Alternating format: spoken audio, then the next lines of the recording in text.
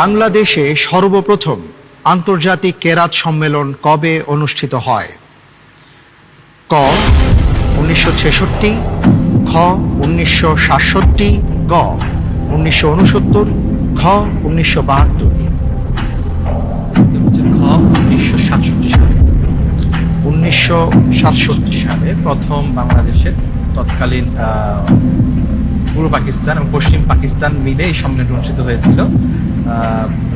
রাওয়ালপিন্ডি, পেশাওয়ার, ইসলামাবাদ, করাচি এবং বাংলাদেশে আপনার ঢাকা পল্টন ময়দান এবং আন্দরকিল্লা জামে মসজিদ, চট্টগ্রাম এবং সিলেটের আলিয়া মাদ্রাসা মাঠে এই সম্মেলন অনুষ্ঠিত হয়েছিল।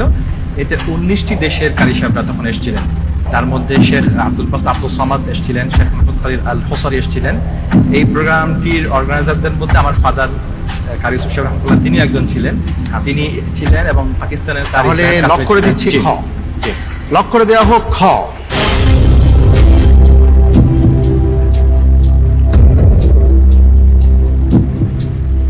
আপনি যেভাবে দাড়ি কমা দিয়ে বলছেন,